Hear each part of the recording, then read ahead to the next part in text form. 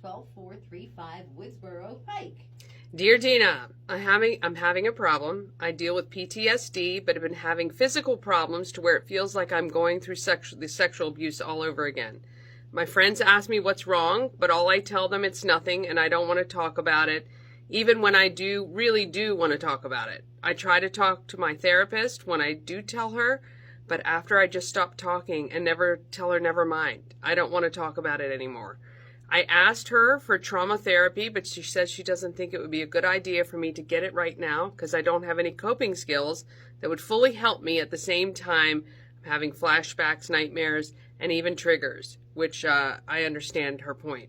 I don't like talking to people about what I go through because I see them as being my abusers and think they will also hurt me just like the guys that hurt me, even when they only want to help. My question is, how can I feel comfortable enough to talk with my therapist about everything I'm going through and open up to her or even a close friend so I won't think I'm alone, even though I'm not? I just keep quiet about everything so I can avoid being hurt again by people. Thank you in advance. Signed, Stacy. Hi, Steve. Sorry you're going through this. What an awful thing to have to deal with. PTSD of any type is awful, but knowing that it's something where there's such a violation to your person makes it even more just unbearable. So some things do come to mind. I did a little research as well to see if I could come up with some things and share them with you based on what other people have said. So one thing that I would recommend, if you don't already have one and you think that you can handle it, is to get a furry friend. And it could be as simple as getting a fish or something.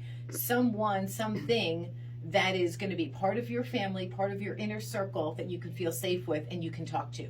I know that sounds really strange, but I used to talk to my dog all the time, and it is very therapeutic. It is really therapeutic. You can feel safe knowing that animal can never be what those abusers were to you. So that's one thing I would do. I don't know what your faith tradition is, but I would say reach out to someone that you maybe go to church with. If you don't go to church, maybe try that. That might be something that would be very, very helpful, dealing with the spiritual side of that, your spiritual well-being. And there is something called EFT, and this is a technique that we've used with my son for calming. It's very simple to do. I encourage you to look it up. It's called Emotional Freedom Technique.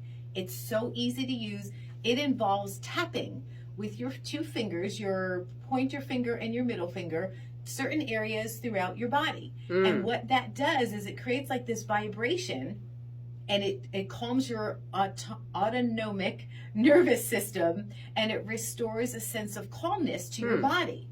And it really does help. Yeah. So, and it's not going to hurt you to do it. It's not like there's any, prescriptions involved or anything. So try that. Another thing I would say, gentle stretching, get your body moving a little bit. That will also help because there'll just be more airflow. You'll be more calm. It'll help getting those, your central nervous system fired, a walk, a bike ride. Those are the things that I could recommend, but definitely look into EFT for yourself. Yeah. The only thing that I can add is that with therapy, trust takes time. Yes. And maybe try little things, exposing different smaller things. I think you're overwhelmed by the idea that you have had this huge trauma, and trying to do it all at once is a lot.